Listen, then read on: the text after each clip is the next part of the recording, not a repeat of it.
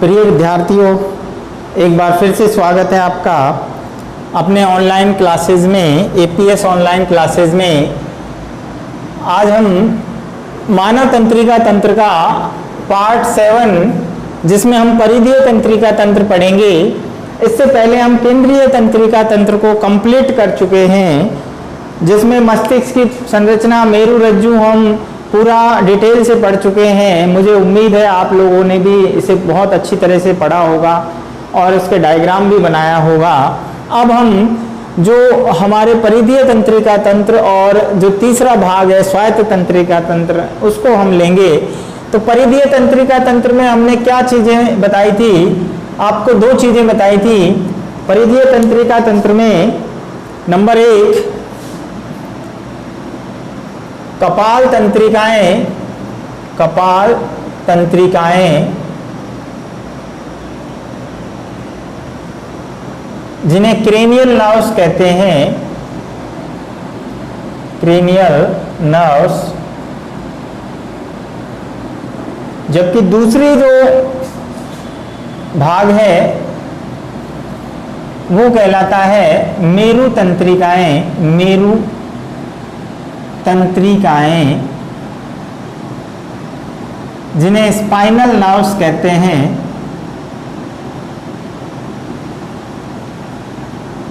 Spinal nerves.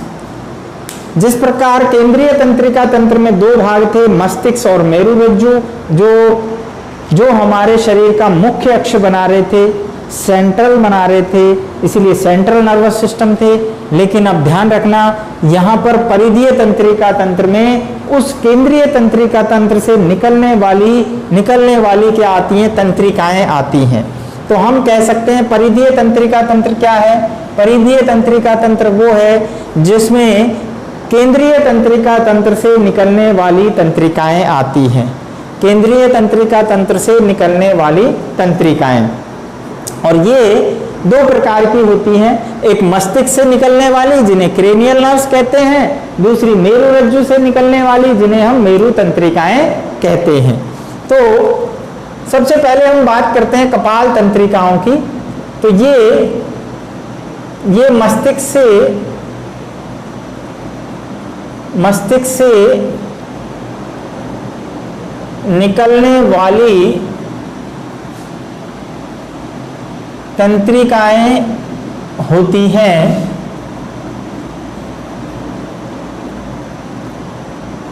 जिन्हें कपाल तंत्रिकाएं कहते हैं। तो कपाल तंत्रिकाएं नाम से ही समझ में आ रहा है, यानी कपाल मस्तिष्क से निकल रही हैं। ठीक है, तो ये परिधीय तंत्रिका तंत्र को बनाती है। आप इसको ऐसे समझ सकते हैं कि ये हमारा मस्तिष्क है, राइट। अब तो भाई कई बार मस्तिष्क को बना के बता दिया है, तो मुझे लगता है कि अब आपको मस्तिष्क जो है में कोई दिक्कत नहीं होनी चाहिए। तो ये हमने बात की, ये मस्तिष्क है। तो मस्तिष्क से निकलने वाली ये आप देख रहे हैं, ये कपाल तंत्रिकाएं होंगी, और ये क्या है? ये मेरु तंत्रिकाएं। ये मेरु तंत्रिकाएं मेरुरज्जु से निकल रही है, वो मेरु तंत्रिकाएं। कपाल से निकल रही है, वो कपाल तंत्रिकाएं। समझ में आ गई बात? कपाल, ये तो क्या है? हमारा कपाल, राइट, जिसे हम मस्तिष्क कह रहे हैं, मस्तिष्क। और ये क्या है? मेरुरज्जु, मेरुरज्जु। तो भैया ये मेरुरज्जु से जो निकल रही है ये कहलाती है मेरु तंत्रिकाएं। मेरु तंत्रिकाएं, स्पाइनल नर्व्स। अभी हमने बात की, आपको ध्यान हो तो, मेरुरज्जु के अनुप्रस्थ काट। ये मेरुरज्जु के अनुप्रस्थ काट है। तो यहां से आपको बताया था इधर भी और इधर भी जो पृष्ठ श्रृंग और अधर श्रृंग से मिलकर क्या बनती है? पृष्ठ श्रृंग और अधर श्रृंग से मिलकर क्या बनती है? मेरु तंत्रिका बनती है। ये मेरु तंत्रिका बनती है इस प्रकार। ये मेरु तंत्रिका इस प्रकार बनती है। ठीक है, बात समझ में आ गई? तो ये मेरु तंत्रिकाएं जो होती हैं वो मेरुरज्जु से निकलती हैं, जबकि कपाल तंत्रिकाएं जो होती हैं कपाल से निकलती हैं। तो ये कहलाती है कपाल तंत्रिकाएं, जिन्हें क्रेनियल नर्व कहते हैं। मानव में 12 जोड़ी होती है भैया, और ये कितनी होती है बेटा 31 जोड़ी, ये कितनी होती है 31 जोड़ी, ये याद रखना है महत्वपूर्ण पॉइंट। तो यहां पर आगे चलते हैं। मानव में 12 जोड़ी कपाल तंत्रिकाएं उपस्थित, कितनी उपस्थित हैं 12 जोड़ी। ये 12 जोड़ी यहां पर कहां पर जाती है, ये जाती है हमारे संवेदी अंगों में, नाक में जाती है, हमारे कान में जाती है, हमारी आंखों में जाती है, हमारे जीभ के अंदर जाती है। तो ये सभी कपाल से निकलने वाली यानी 12 जोड़ी कपाल तंत्रिकाएं होती हैं जिन्हें हम क्रेनियल नर्व्स कहते हैं। यदि हम इनके प्रकार और प्रकृति की बात करें, ठीक है, प्रकार एवं प्रकृति, जो नर्व्स होती है उसकी हम संरचना या यूं कह लीजिए प्रकृति के आधार पर, ठीक है, यहां हम कह सकते हैं कि जो कार्य है, इसका कार्य कौन सा कर रही है या उसकी जो स्ट्रक्चर है वो कैसी है, प्रकृति कैसी है, उसके आधार पर ये 3 प्रकार की होती है। ठीक है, कितने प्रकार की होती है 3 प्रकार। तो एक बार समझ लेते हैं 3 प्रकार कौन कौन से हैं। देखो सबसे पहला प्रकार जो है, सबसे पहला प्रकार है संवेदी तंत्रिका, जैसे हम सेंसरी नर्व कहते हैं संवेदी तंत्रिका। नंबर 2 होती है प्रेरक तंत्रिका, प्रेरक को हम चालक भी कहते हैं, चालक तंत्रिका। और तीसरे प्रकार की होती है मिश्रित, तीसरे प्रकार की क्या होती है मिश्रित, जिसे हम मिक्स्ड कहते हैं, मिश्रित तंत्रिका।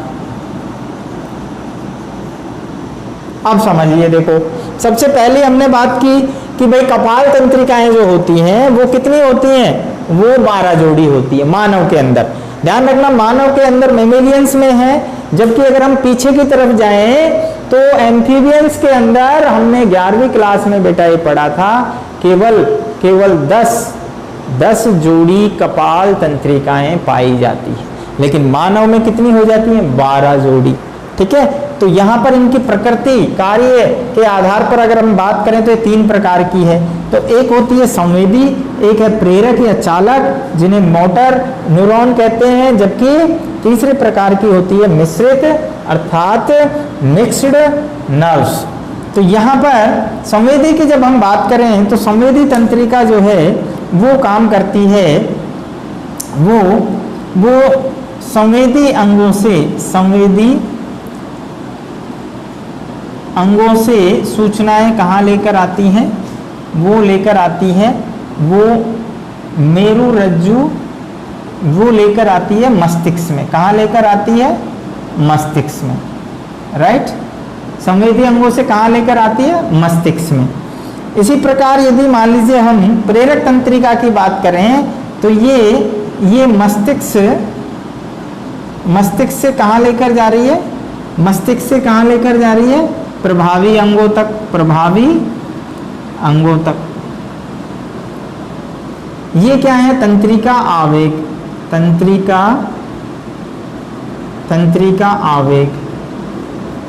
जो तंत्रिका आवेग होते हैं, पल्सेस होते हैं, तो उनको ये कहाँ ले जा रही है संवेदी अंगों से मस्तिष्क तक, जबकि ये जो है प्रभावी अंगों तक लेकर जाती है। मस्तिष्क से कहाँ लेकर जाएगी प्रभावी अंगों तक, या जिन्हें हम कार्यकारी अंग कहते हैं। मिक्स जो होती है वो संवेदी प्लस प्रेरक दोनों का कार्य करती है, दोनों का कार्य करती है।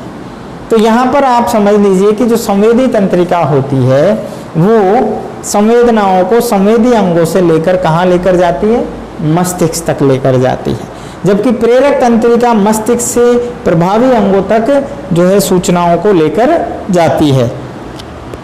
जो मिश्रित प्रकार की होती है, मिश्रित तंत्रिका, ये दोनों ही प्रकार का काम करेगी, संवेदनाओं को मस्तिष्क तक भी ले जाती हैं और प्रभावी अंगों तक भी।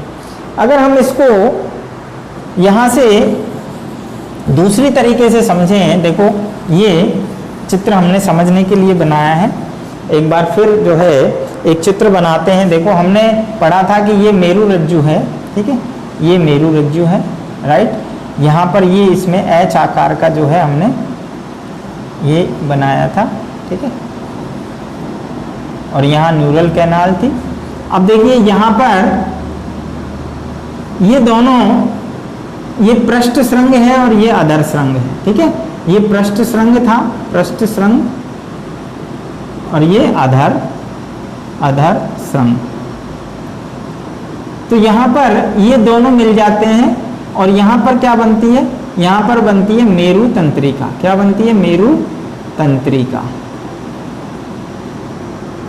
तो यहाँ जो संवेदनाओं को लेकर आती है ये कहलाती है संवेदी तंत्रिका, ठीक है, तंत्रिका। ये अपन आगे इसके अंदर जब मेरु तंत्रिकाएं पढ़ेंगे फिर वहां और डिटेल से बताएंगे, लेकिन अभी आप समझिए कि ये वाली जो है ये चालक तंत्रिका होती है, चालक अथवा चलाने वाली मोटर। तो यहाँ ये मस्तिष्क को जाती है, तो मस्तिष्क और मेरु रज्जु के बीच में भी संचालन होता है। और यहाँ हम कपाल तंत्रिकाओं की बात कर रहे हैं, तो वो मस्तिष्क और संवेदी अंगों के मध्य। तो 3 प्रकार की जो है तंत्रिकाएं होती हैं कार्य और प्रकृति के आधार पर। संवेदी तंत्रिका, प्रेरक तंत्रिका जिसे मोटर या चालक कहते हैं, चालक मतलब चलाने वाली, ठीक है। संवेदी नाम से ही पता है संवेदी अंगों से मस्तिष्क तक लेके आएगी। अरे भाई ये हमारी आंख है, राइट, तो यहाँ से जो सूचनाएं हैं, प्रकाश और अंधकार का जो ज्ञान है वो आंख के द्वारा होगा। तो वो कैसे ज्ञान होगा? वो यहाँ से सूचनाएं जैसे ही बाह्य उद्दीपन है उनको ग्रहण करेगी। कौन करेगी? यहाँ पर उपस्थित संवेदी नर्व्स। और वो संवेदी तंत्रिका कहाँ जाएगी? हमारे कपाल में जाती है। कपाल से प्रेरक तंत्रिका वापस आती है और हमारी आंख की पलकों की जो पेशियां हैं, जो कि कार्यकारी अंग या प्रभावी अंग है, ठीक है, उसको मैसेज देगी और वो आंखों को, अगर तेज प्रकाश है तो उसको पलकों को बंद कर लिया जाएगा। अगर मान लीजिए मंद प्रकाश है तो हम आँखों को ज़्यादा मतलब गौर से यानी उसको देखने का प्रयास करेंगे। तो ये डिपेंड करेगा हमारी जो है संवेदी और प्रेरक तंत्रिका किस प्रकार काम कर रही है। और मिश्रित नर्व्स जो होती हैं वो दोनों ही प्रकार का कार्य करती हैं। जो मिश्रित प्रकार के नर्व्स होती है वो ध्यान रखना, वो मेरु तंत्रिकाएं जो होती हैं वो मिश्रित प्रकार की होती है, क्योंकि दोनों के मिलने से बनती है। संवेदी और प्रेरक के, संवेदी और चालक तंत्रिका के मिलने से यहाँ पर बनती है। इसलिए मेरु तंत्रिका जो होगी वो कैसे प्रकार की होगी? वो मिश्रित प्रकार की होगी, अर्थात दोनों के गुण को रखती है। इसके बाद आगे हम बात करें तो जो कपाल तंत्रिकाएं होती हैं, कपाल तंत्रिकाएं, वो कपाल तंत्रिकाएं जो होती हैं उनके अगर एग्जाम्पल की हम बात करें तो एग्जाम्पल जो है, जैसे हम बात करते हैं दृक तंत्रिका। दृक तंत्रिका ये कहाँ पर जाती है? आँखों में जाती है, ठीक है, आँखों में जाती है। किसका ज्ञान कराएगी हमें? प्रकाश और अंधकार का, अंधकार, ठीक है। इसी प्रकार यदि हम बात करें तो घ्राण तंत्रिका होती है, घ्राण तंत्रिका, ठीक है, घ्राण तंत्रिका जिसे ऑल्फैक्टरी नर्व कहते हैं। ये किस में जाती है? ये हमारी नाक में जाती है और किसका ज्ञान कराती है? गंध का ज्ञान कराती है, ठीक है। इसी प्रकार ऑडिटरी नर्व होती है। तो कुल मिला के कितनी जोड़ी होती है मानव में? 12 जोड़ी। तो एक जोड़ी आंखों में से जाती है, ठीक है, एक जोड़ी नाक में जाती है, कानों में जाती है। इस प्रकार 12 जोड़ी कपाल तंत्रिकाएं मानव के अंदर मस्तिष्क से निकलती हैं और वो हमें संवेदनाओं का यानी ज्ञान कराती हैं। इसके बाद नेक्स्ट लेते हैं मेरु तंत्रिकाएं।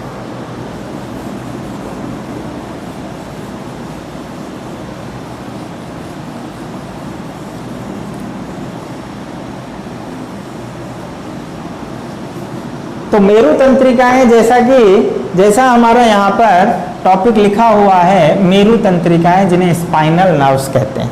तो अभी आपको चित्र बना के बताया था कि जो मेरु तंत्रिकाएं होती हैं वो मेरु रज्जु से निकलती हैं। ठीक है, कहाँ से निकलती हैं? मेरु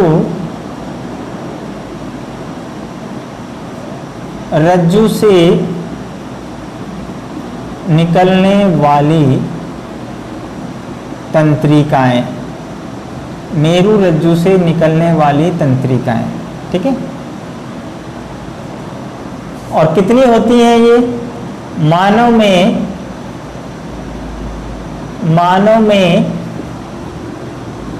31 जोड़ी मेरु तंत्रिकाएं उपस्थित। ठीक है, यहां भी अगर हम प्रकृति की बात करें, प्रकृति तो कैसी है प्रकृति? अभी आपको बताया कि मिश्रित प्रकार की होती है। कैसी होती है? मिश्रित प्रकार की, राइट। ये मिश्रित प्रकार की तंत्रिकाएं होती हैं, अर्थात यहाँ पर ये जो मेरु तंत्रिकाएं हैं वो कैसे बनी हैं? स्पाइनल नर्व्स जो हैं वो किस प्रकार बनी है? भाई ये तो मेरु रज्जु है, ठीक है, ये मेरु रज्जु है, और मेरु रज्जु से पृष्ठ श्रृंग और अधर श्रृंग निकलते हैं, दोनों तरफ, इधर भी और इधर भी। ठीक है, चित्र को समझने के लिए बनाया है हमने, यहाँ पर इसको बनाना नहीं है हमें परिधीय तंत्रिका तंत्र में। तो यहाँ पृष्ठ श्रृंग से जो आती हैं वो संवेदी तंत्रिका आती है, और चालक तंत्रिका अधर श्रृंग से जाती है। ये दोनों यहाँ पर मिल जाती हैं, और यहाँ पर कौन सी तंत्रिका का निर्माण होता है? मेरु तंत्रिका। इसी प्रकार यहाँ पर भी दोनों श्रृंग मिल जाएंगे और कौन सी तंत्रिका बनेगी? मेरु तंत्रिका। तो ये कैसे प्रकार की हो गई? ये मिश्रित प्रकार की हो गई, मिश्रित प्रकार की। तो नेचर में मेरु तंत्रिका, ध्यान रखना, स्पाइनल नर्व्स जो होती है वो मिश्रित प्रकार की तंत्रिका होती है, जबकि कपाल तंत्रिकाएं 3 प्रकार की होती है। तीनों प्रकार की हो सकती है, संवेदी भी हो सकती है, प्रेरक भी हो सकती है और मिश्रित भी, लेकिन मेरु तंत्रिकाएं हमेशा मिश्रित प्रकार की होती है। इस चीज को ध्यान से समझना है। आगे हम बात करते हैं तो ये 31 जोड़ी होती है। कितनी जोड़ी होती है? तो भैया पूरी जो मेरुदंड है उससे निकल रही है एक एक जोड़ी, इस प्रकार एक जोड़ी, दूसरी जोड़ी, तीसरी जोड़ी। ठीक है, तो ये कहां से कहां तक होती है? इनकी संख्या कितनी है? 31 जोड़ी। तो 31 जोड़ी की जब हम बात करें तो ग्रीवा के अंदर, ग्रीवा भाग में कितनी है? ग्रीवा भाग में 8 जोड़ी होती है भाई। कितनी होती है? 8 जोड़ी। इसके बाद हम नीचे चले, ये गर्दन वाले भाग में कितनी हो गई? 8 जोड़ी। इसके बाद नीचे चले तो कौन सा रीजन आएगा? ये आएगा वक्षीय भाग। कौन सा आएगा? वक्षीय भाग। अरे भाई वक्ष में कितनी वो होती है? अगर हम पसलियों की बात करें तो कितनी होती है? क्योंकि कंकाल तंत्र भी तो पढ़ना है, वहां भी हम देखेंगे, वहां 12 जोड़ी होती हैं। क्या होती है? 12 जोड़ी। तो जिस प्रकार 12 पसलियां होती हैं, 12 जोड़ी, उसी प्रकार वक्षीय भाग में एक एक जो है कपाल तंत्रिका से क्या निकल रही है? मतलब कहने का मतलब क्या है? जो मेरु तंत्रिका है वो कहाँ से निकल रही है? एक एक कशेरुकाओं से निकल रही है। ये देखो कशेरुका, अभी बताते हैं। इसके अलावा नेक्स्ट अगर हम बात करें तो वक्षीय भाग के बाद कौन सा आता है? इसके बाद कौन सा भाग आता है? कटी भाग आता है, कटी भाग। ठीक है, कमर वाला लंबर रीजन। तो यहाँ पर भी भैया कितनी होती है? 5 जोड़ी होती है। इसी प्रकार जो है हम इसकी बात करें तो त्रिक जो है कटी भाग के बाद कौन सा आता है? कटी भाग के बाद आता है त्रिक भाग। त्रिक भाग, ठीक है, त्रिक भाग में कितनी होती है? 1 जोड़ी होती है। इसी तरह से अंतिम जो है अनुत्रिक भाग में कितनी होगी? 1 जोड़ी यहाँ होगी। कितनी होगी? 1 जोड़ी। तो भैया काउंट करना, कितनी होगी? 8 और 12 कितनी होगी? 20, 5 25 और यहाँ 5 होंगी। त्रिक भाग में 5 जोड़ी होंगी। त्रिक भाग में कितनी होंगी? 5 जोड़ी। तो 12 और 8 कितनी होगी? 20, 25 और 5 30 और 1 31। तो टोटल 31 जोड़ी मेरु तंत्रिकाएं मेरु रज्जु से निकलती हैं। अब देखिए निकलती कहाँ से ये और बता दूं, आप ये मान लीजिए ये हमारी, ये हमने जो है क्या बनाई है, ये हमने कशेरुका बनाई है। क्या बनाई है? कशेरुका। तो ये रीढ़ की हड्डी में छल्ले जिनको हम कहते हैं, तो ये कशेरुका है। यहाँ पर क्या होता है, इसमें यहाँ पर छिद्र होते हैं और इन छिद्रों से ये जो आपके ये जो मेरु रज्जु जा रही है, मेरु रज्जु, ये यहाँ से ये तंत्रिका निकल कर जा रही है और ये मेरु तंत्रिका कहलाती है। इसी प्रकार ये जो छिद्र होते हैं यानी अंतर कशेरुकीय छिद्रों से बाहर निकलती हैं। प्रत्येक कशेरुका से छिद्र जो होता है वहाँ से मेरु तंत्रिकाएं निकलती हैं। और ध्यान रखना, ये जो मेरु तंत्रिकाएं होती हैं, ये जब हमारे मेरुदंड के अंदर कोई अचानक से क्षति हो जाती है या कोई इंजरी हो जाती है, उसकी वजह से क्या होता है, ये जो है डिस्क जो है वो यानी उनकी जो लंबाई है उसमें जो है कम और ज़्यादा होने से ये जो नर्व्स हैं उन पर खिंचाव आता है, उन पर प्रेशर आता है, जिसको हम बोलते हैं नर्व कंप्रेशन। और नर्व कंप्रेशन होने से जिस भाग में ये तंत्रिका जाती है वहाँ पर दर्द होता है, पेन होता है। लास्ट में जो लंबर रीजन होते हैं, ठीक वहाँ से पैरों में जो जाती हैं साइटिका नर्व्स होती हैं, तो ये यहाँ पर जब ये कंप्रेशन होता है इन बोन्स के अंदर, तो वहाँ से जो कशेरुकाएं होती हैं, कशेरुका समझ रहे हो, हमारे जो रीढ़ की हड्डी है वो कशेरुका छल्लों से मिलकर बनी है, जिनको हम कशेरुकाएं वर्टिब्रे कहते हैं। तो वो वर्टिब्रे जो होते हैं उन्हीं में से निकलकर ये रीढ़ की जो मेरु जो तंत्रिकाएं हैं वो निकलकर जाती हैं। तो यहाँ पर बात समझ में आई कि परिधीय तंत्रिका तंत्र है हमारा, वो दो चीजों से मिलकर बना है, कपाल तंत्रिकाओं से और मेरु तंत्रिकाएं से। कपाल तंत्रिकाएं कपाल से निकलती हैं, 12 जोड़ी होती है मानव में, और इनकी प्रकृति तीनों प्रकार की होती है, संवेदी, प्रेरक और मिश्रित। जबकि मेरु तंत्रिकाएं मेरुदंड से, मेरु रज्जु से निकलती हैं, मानव में 31 जोड़ी होती हैं, और यहाँ पर ग्रीवा भाग में 8, वक्षीय भाग में 12, कटी भाग में 5 और त्रिक भाग में भी 5, और अनुत्रिक भाग में कितनी होती है, जिसको हम पुच्छीय भाग भी कहते हैं, कॉर्डल रीजन कहते हैं, उसमें कितनी होती है, इसको हम पुच्छीय भाग भी कहते हैं, 1 जोड़ी पुच्छीय। ठीक है, तो ये कुल मिला के 31 जोड़ी होती है। इनकी जो प्रकृति है वो कैसी होती है, मिश्रित प्रकार की होती है, ये आपको ध्यान रखना है। इसके बाद हम नेक्स्ट लेंगे, नेक्स्ट जो है हमारा वो आता है स्वायत्त तंत्रिका तंत्र। कौन सा आता है? स्वायत्त तंत्रिका तंत्र। तो उसको भी हम लेते हैं। जो हमारा अगला टॉपिक है वो है स्वायत्त तंत्रिका तंत्र, अर्थात ऑटोनोमस नर्वस सिस्टम। स्वायत्त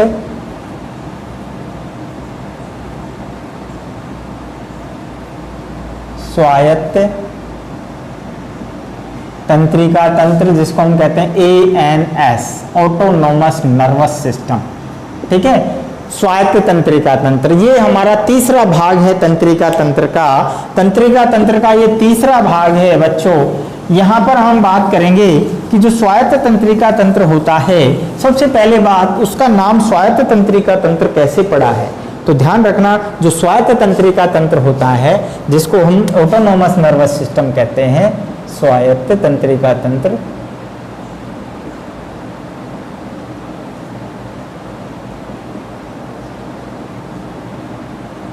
स्वायत्त जो तंत्रिका तंत्र है उसका जो नाम है वो autonomous nervous system. Autonomous nervous system इसलिए पड़ा है क्योंकि ये डायरेक्ट केंद्रीय तंत्रिका तंत्र से जुड़ा नहीं होता है। पहली बात, ये केंद्रीय तंत्रिका तंत्र से डायरेक्ट जुड़ा नहीं है। दूसरी बात, ये छोटी छोटी तंत्रिकाओं से मिलकर बना है। जो हमारे शरीर में जो अंतरा अंग होते हैं, जैसे हार्ट है, किडनी है, लंग्स है, उनमें आपस में उनकी क्रियाओं को संचालन करने के लिए मैसेज भेजता है तंत्रिका आवेगों के रूप में। तो यहाँ पर 2 भाग होते हैं स्वायत्त तंत्रिका तंत्र में, अनुकंपी और परानुकंपी। तो उनको हम देखेंगे। उससे पहले हम ये कहते हैं कि स्वायत्त तंत्रिका तंत्र जो होता है उसमें पहला पॉइंट जो है यह केंद्रीय तंत्रिका तंत्र से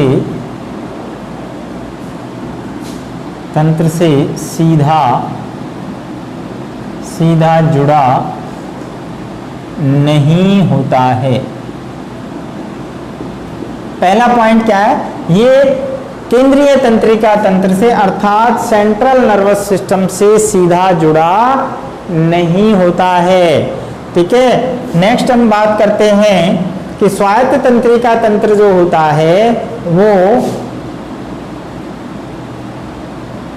अंतरांगों की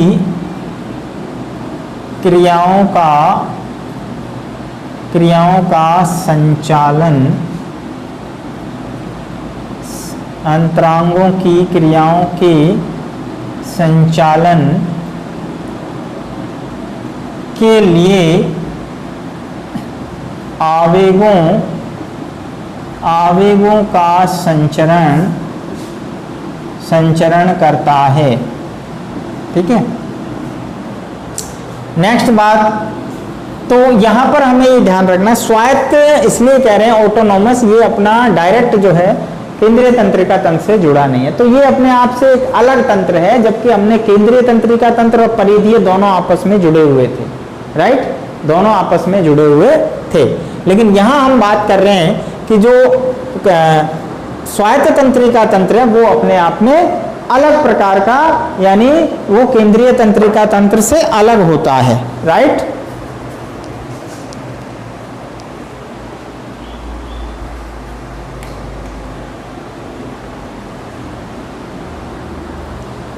इसके बाद हम बात करते हैं कि जो स्वायत्त तंत्रिका तंत्र होता है वो दो प्रकार का होता है। कितने प्रकार का होता है? दो प्रकार का। देखिए, स्वायत्त तंत्रिका तंत्र दो प्रकार का होता है। नंबर एक,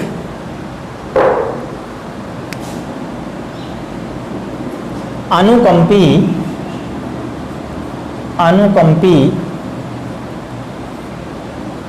तंत्रिका तंत्र,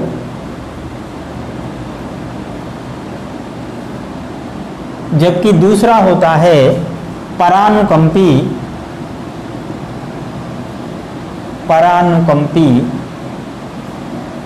तंत्रिका तंत्र। परानुकंपी तंत्रिका तंत्र ये जो है इसको हम कहते हैं परानुकंपी तंत्रिका तंत्र और अनुकंपी तंत्रिका तंत्र, यानी सिंपैथेटिक नर्वस सिस्टम, और ये कहलाता है पैरासिम्पैथेटिक नर्वस सिस्टम। इसका नाम जो है परा प्लस अनुकंपी। अब आप समझ गए होंगे कि दोनों जो प्रकार हैं वो अपने आप में एक दूसरे के विपरीत काम करते हैं। सबसे पहली जो इम्पोर्टेंट चीज समझने की है बच्चों यहाँ पर, वो क्या है कि जो अनुकंपी तंत्रिका तंत्र है वो परानुकंपी तंत्रिका तंत्र से एक दूसरे के विपरीत काम करते हैं। कैसे करते हैं? यहाँ पर देखो, जैसे नाम लिखा हुआ है, इसको समझ लीजिए। परा अनुकंपी अर्थात अनुकंपी के जो परे है वो क्या होगा? परानुकंपी। इंग्लिश में हम किसको कहते हैं? सिंपैथेटिक, और इसको हम कहते हैं पैरासिम्पैथेटिक। अब बात आती है कि जो स्वायत्त तंत्रिका तंत्र है वो एक प्रकार का प्रेरक तंत्रिका तंत्र होता है। कैसा होता है? प्रेरक तंत्र है। प्रेरक तंत्र का मतलब क्या हुआ भाई? ये एक प्रकार से हमारे शरीर को प्रेरणा देता है, मोटिवेट करता है। किसके लिए मोटिवेट करेगा? आपात परिस्थितियों से। किसके लिए करेगा? आपात परिस्थितियों से। आपात, यहां पर समझ लीजिए, आपात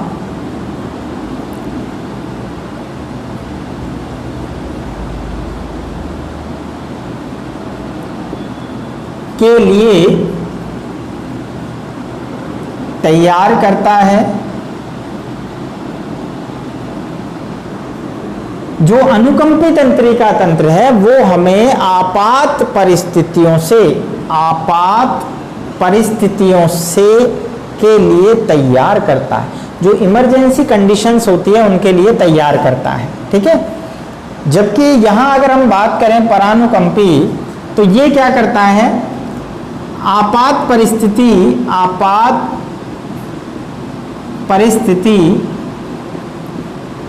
समाप्त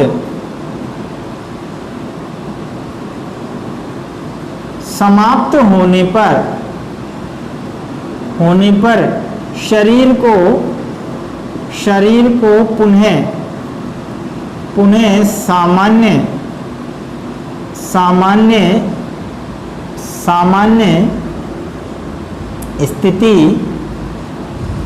स्थिति में लाता है, सामान्य स्थिति में लाता है। बहुत इंपॉर्टेंट चीज बताने जा रहा हूं, हमें इसमें कुछ ज्यादा समझने की जरूरत नहीं है।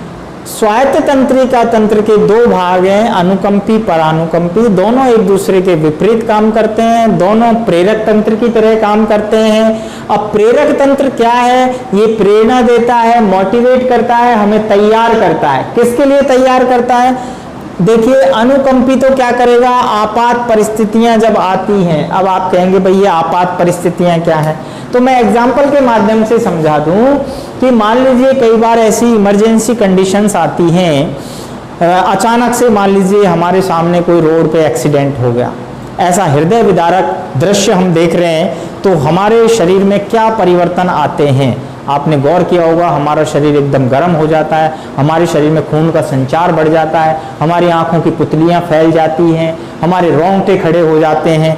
ये सब जो परिस्थितियां होती हैं, इसमें साथ ही साथ एड्रिनल ग्लैंड का भी हमारा रोल होता है। तो ये जो परिस्थितियां उत्पन्न हो रही हैं हमारे शरीर में, इन आपात परिस्थितियों से बचने के लिए हमारे शरीर को तैयार करता है। तो ये आपात परिस्थितियों के लिए तैयार करता है। किसको तैयार कर रहा है, ये हमारे शरीर को कर रहा है, हमारे शरीर को आपात परिस्थितियों के लिए तैयार करता है। जबकि अब मान लीजिए ये परिस्थितियां हो गई, उदाहरण के लिए मान लीजिए हमारे शरीर के अंदर जो है पसीना तेजी से आया, जब हम कोई ऐसा दृश्य देख लेते हैं तो हमारे शरीर में पसीने आ जाते हैं। ठीक है, पेपर देखा अचानक से और मान लो पेपर आपका पड़ा हुआ नहीं मिला, तो आप एकदम से घबरा जाएंगे और आपके पसीने आ जाएंगे, होगा। अब क्या होगा, अब ऐसा तो है नहीं कि ये चलती रहेगी ये प्रक्रिया, अब क्या होगा, ऐसे में परानुकंपी तंत्रिका तंत्र क्या कहेगा, ये कहेगा अनुकंपी से कि भाई ऐसा है, आपने अपना काम कर लिया है, अब आप शांत हो जाइए, अब मैं अपना काम करता हूं। तो परानुकंपी क्या करेगा, आपात परिस्थितियां समाप्त होने पर, भाई ये तो है नहीं हमेशा रहेगी, रोड पे कोई एक्सीडेंट हो गया और वो स्थिति नॉर्मल जब हो जाएगी तो उसके बाद क्या करेगा, शरीर को पुनः सामान्य स्थिति में लाने का काम कौन करेगा, परानुकंपी तंत्रिका तंत्र। तो मैं समझता हूं कि आपको ये चीज समझ में आ गई होगी कि दोनों एक दूसरे के किस प्रकार विरोधा काम करते हैं, और ये जो अनुकंपी है वो हमें इमरजेंसी कंडीशंस को, शरीर को फेस करने के लिए तैयार करता है, जबकि इमरजेंसी कंडीशंस, आपातकालीन परिस्थितियां जब समाप्त हो जाती हैं तो उसके बाद पुनः सामान्य स्थिति में लाने का काम कौन करेगा, परानुकंपी तंत्रिका तंत्र। अब यहाँ पर जब हम बात करें तो कुछ जो है कार्य जो होते हैं, इनके फंक्शंस की अगर हम बात करें तो यहाँ पर हम एक टेबल, वैसे तो अपनी बुक में टेबल बनी हुई है, ध्यान रखना बच्चों, अपनी बुक में एक टेबल बनी हुई है, वहाँ पर आपको बहुत सारे जो है दोनों के फंक्शंस दिए हुए हैं कि तंत्रिका तंत्र अनुकंपी क्या काम करेगा और परानुकंपी क्या काम करेगा। तो यहाँ पर जैसे अपन लेते हैं, कुछ एग्जाम्पल्स ले लेते हैं। सबसे पहला हम बात करते हैं हृदय धड़कन को बढ़ाता है। कौन बढ़ाता है, अरे भाई अनुकंपी बढ़ाएगा। तो यहां पर क्या करेगा, ये हृदय धड़कन को क्या करेगा, हृदय धड़कन को कम करता है। तो हो गया ना, विरोधाभास काम हो गया ना। ये तो हृदय की धड़कन को बढ़ाता, मान लो हमारे सामने हम जंगल में जा रहे हैं और शेर आ गया तो क्या होगा, हमारी धड़कन बढ़ जाएगी। तो ऐसे में अनुकंपी तंत्रिका तंत्र के कारण जो है उसने मैसेज भेजा और हमारे हृदय की जो है धड़कन को बढ़ा दिया। लेकिन कुछ समय बाद क्या होगा, जब नॉर्मल स्थिति हो जाएगी, शेर वहाँ से निकल गया तो हम वापस से नॉर्मल होंगे, हृदय की धड़कन वापस से सामान्य हो जाएगी, यानी ये कम करके सामान्य स्थिति में लेकर आएगा। इसी तरह से एक एग्जाम्पल लेते हैं, पसीने के स्राव को बढ़ाता है और ये क्या करेगा, पसीने के स्राव को कम करता है, राइट। इसी तरह से एक हम लेते हैं पुतली के आकार को फैलाता है। ये क्या करेगा,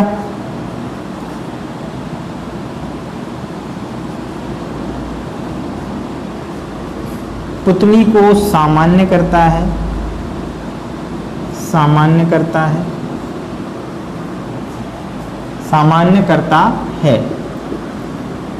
इसी प्रकार यदि हम बात करें इरेक्टर पिल्लई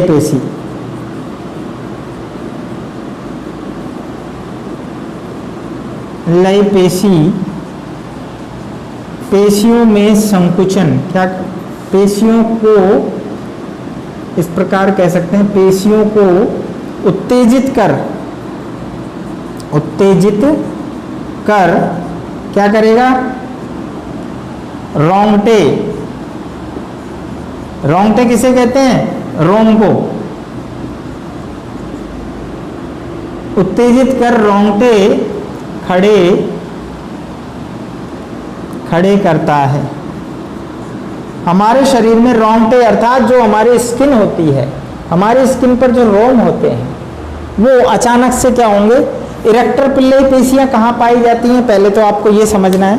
अभी अपन आगे पढ़ेंगे, जब स्किन को पढ़ेंगे, त्वचा के बारे में पूरा हमारे चैप्टर के अंदर दिया हुआ है, तो वहाँ हम पढ़ेंगे कि त्वचा की जो रोम पुटिकाएं होती हैं, रोम होते हैं, उसमें नीचे पुटिका होती है इसकी रूट के अंदर, और वहाँ पर उससे जुड़ी हुई इरेक्टर पिल्लई पेशियां होती हैं। कौन सी पेशियां होती हैं, इरेक्टर पिल्लई पेशियां। तो ये इरेक्टर पिल्लई पेशियां जो होती हैं ये जिम्मेवार होती हैं रोम की गति के, यानी रोम जो है हमारी स्किन पर जो बाल हैं वो किस प्रकार गति करेंगे, वो कब खड़े होंगे और कब नॉर्मल होंगे, ये डिपेंड करेगा इन पेशियों पर। तो ये क्या करता है अनुकंपी तंत्रिका तंत्र, ये कोई आपात परिस्थितियां जैसे ही क्रिएट होती हैं तो ये इरेक्टर पिल्लई पेशियों को क्या करेगा, उत्तेजित करेगा, उनको स्टिमुलेट करेगा और उससे क्या होगा, रोंगटे खड़े हो जाते हैं। लेकिन जैसे ही नॉर्मल आती है स्थिति, तो क्या करेगा, परानुकंपी तंत्रिका तंत्र क्या करेगा, जो है इनको क्या करेगा, इनको रिलैक्स करेगा, अर्थात इरेक्टर पिल्लई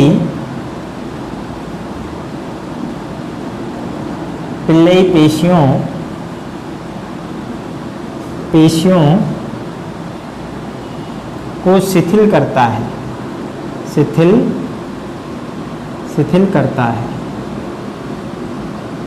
तो शिथिल करने से क्या होगा, शिथिल करने से सामान्य स्थिति में आ जाएंगे, रोम जो खड़े थे वो सामान्य स्थिति में आ जाएंगे। मूत्राशय, नेक्स्ट है मूत्राशय।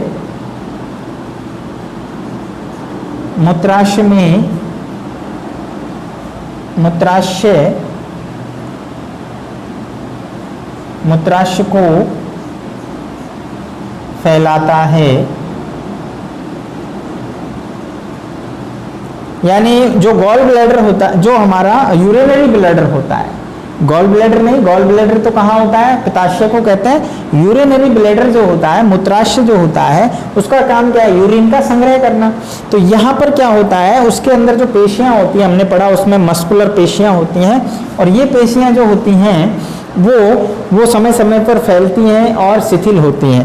तो जब वो फैलता है तो उससे क्या होता है, उसमें स्टोरेज करने की जो क्षमता है वो बढ़ जाती है। तो यहाँ पर ये क्या करेगा, ये जो है पेशियों को क्या करेगा, संकुचित करेगा। ठीक है, मूत्राशय पेशियों को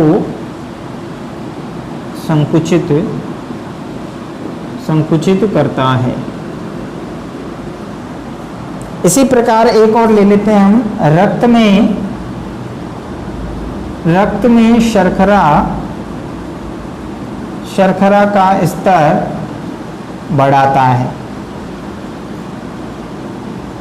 तो अनुकंपी तंत्रिका तंत्र रक्त में शर्करा के स्तर को बढ़ा देता है, जबकि परानुकंपी क्या करेगा, रक्त से शर्करा स्तर को कम करता है। ठीक है, इस प्रकार और भी बहुत सारे जो हैं इसके फंक्शंस हैं जो एक दूसरे के विरोधा यानी विपरीत कार्य करते हैं। तो ये अनुकंपी और परानुकंपी तंत्रिका तंत्र के कार्य हो गए। तो एक बार फिर से अपन देखते हैं, संक्षिप्त में फटाफट से एक बार देख लेते हैं कि मानव तंत्रिका तंत्र में 3 भाग पड़े थे, केंद्रीय तंत्रिका तंत्र, परिधीय तंत्रिका तंत्र और स्वायत्त तंत्रिका तंत्र। केंद्रीय तंत्रिका तंत्र में मस्तिष्क और मेरुरज्जु पड़े, परिधीय तंत्रिका तंत्र में मस्तिष्क से निकलने वाली कपाल तंत्रिकाएं और मेरुरज्जु से निकलने वाली मेरु तंत्रिकाएं पड़ी थी। इसके बाद हमने स्वायत्त तंत्रिका तंत्र की बात की। तो स्वायत्त तंत्रिका तंत्र ऑटोनोमस नर्वस सिस्टम होता है, अपने आप में अलग होता है केंद्रीय तंत्रिका तंत्र से। ये 2 प्रकार का है। स्वायत्त तंत्रिका तंत्र 2 प्रकार का, अनुकंपी और परानुकंपी। ये एक प्रकार का प्रेरक तंत्र है जो हमारे अंतरा अंगों को प्रेरित करता है, आपात परिस्थितियों में उसको फेस करने के लिए, इमरजेंसी कंडीशंस को तैयार करने के लिए शरीर को तैयार करता है, उनको फेस करने के लिए, उनको सहन करने के लिए। तो यहाँ पर हम देख सकते हैं इनके कार्य एक दूसरे के विपरीत हैं। जैसे पहला हमने लिया, हृदय की धड़कन को बढ़ाता है अनुकंपी, तो परानुकंपी क्या करेगा, उसको कम कर देगा। पसीने के स्राव को बढ़ाता है, अनुकंपी तंत्रिका तंत्र क्या करेगा, पसीने के स्राव को बढ़ाता है, जबकि परानुकंपी क्या करेगा, पसीने के स्राव को कम कर देगा, रिलैक्स करके वापस से नॉर्मल ला देगा। पुतली के आकार को बढ़ा देगा। हम जानते हैं पुतली का जो साइज होता है, हमारी आंख में पुतली होती है, पिपिल, आंख की संरचना अगले चैप्टर में जब हम पढ़ेंगे डिटेल से तो वहां बताएंगे। जो पिपिल का साइज है वो बहुत तेज प्रकाश में जब हम जाते हैं तो क्या होता है, छोटा हो जाता है, और जब हम अंधेरे में जाते हैं तो वो साइज बढ़ जाता है। तो ऐसा क्यों होता है, इसके जो मैसेज हैं वो अनुकंपी तंत्रिका तंत्र तो क्या करेगा, आकार को फैला देता है, जबकि ये परानुकंपी क्या करेगा, पुतली के साइज को कम कर देगा। राइट। इसी प्रकार इरेक्टाइल पिल्लई पेशियां जो है रोम पिटिकाओं में होती हैं, जो रोम की गति का नियंत्रण करती हैं, तो रोंगटे खड़े हो जाते हैं। अनुकंपी तंत्रिका तंत्र उत्तेजित करेगा इनको, रोंगटे मतलब रोम जो है वो खड़े हो जाते हैं, जबकि यहाँ पर ये शिथिल करके नॉर्मल कर देगा। अनुकंपी तंत्रिका तंत्र मूत्राशय को फैलाता है, जबकि ये मूत्राशय की पेशियों को संकुचित करता है। रक्त में शर्करा के स्तर को कौन बढ़ाएगा, अनुकंपी तंत्रिका तंत्र, जबकि परानुकंपी क्या करेगा, रक्त में शर्करा के स्तर को कम कर देता है। इसके अलावा और भी बहुत सारे फंक्शंस हैं जो अपनी बुक में टेबल बनी हुई है, वहां से आप देखेंगे, और जो है कंप्लीट आपको जो पीडीएफ है उसके अंदर भी लिखे हुए हैं सारे।